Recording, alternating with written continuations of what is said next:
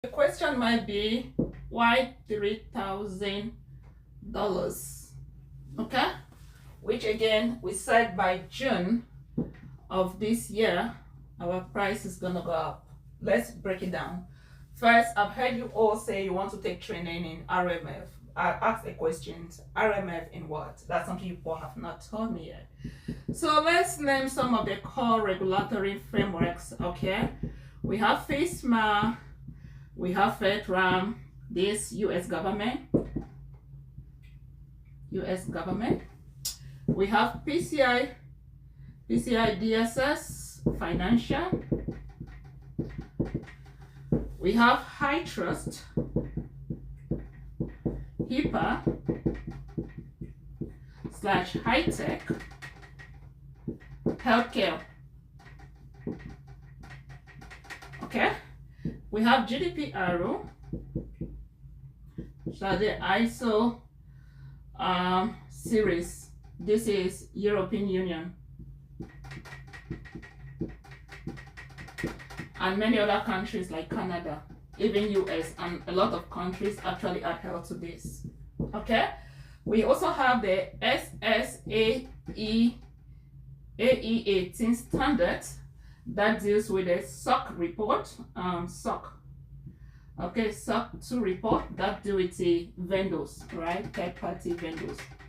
So these are all core regulatory frameworks that we covered, right? So each time you're saying that you are doing RMF is just the risk management.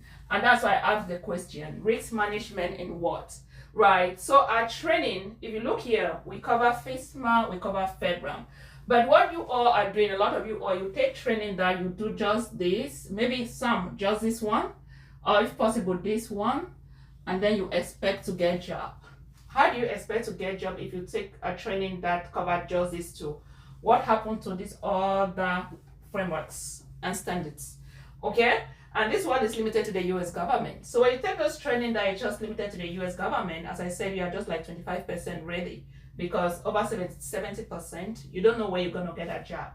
But if you look at our training very well, we cover training on when it comes to PCI DSS, we cover training when it comes to HITRUST and HIPAA, and GDPR, as well as the SSAE 18. And one thing that I must tell is that you cannot work as a third-party vendor risk analyst if you do not have a good mastery of all of these.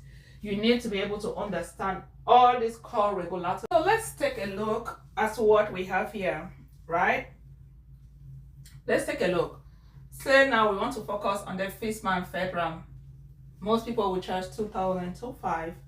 PCI DSS, I even put 2,000, is 2,000 plus. Okay? HITRUST HIPAA 1,500 to 2,000. And then GDPR 2,000 plus. Third party vendor risk 2,000 plus. 2,000, 2,000, 2,000, 8,000, 10,000, 12,000, almost 13 or 14,000 if you want to do this complete training. But guess what? We are charging you all for just $3,000. And with this $3,000, you can work in any sector, okay? Any sector, being educational, financial, healthcare, government, private, whatever sector that you need to work on. And that's one of the things I want to let you all know. Each time when you're taking interviews, you don't know where you're going to get a job, right? So you can't just rely on these two and expect to get a job. You have organization, we will definitely go there or get there in the future. You have organization that adhere to 2+3 frameworks, okay? Frameworks. So you just narrow yourself with FISMA and FEDRAMP. That is it. What happened to the other frameworks? A lot of systems, it doesn't matter where you work. Like I work for an educational sector. A lot of our systems actually collect or process credit card information.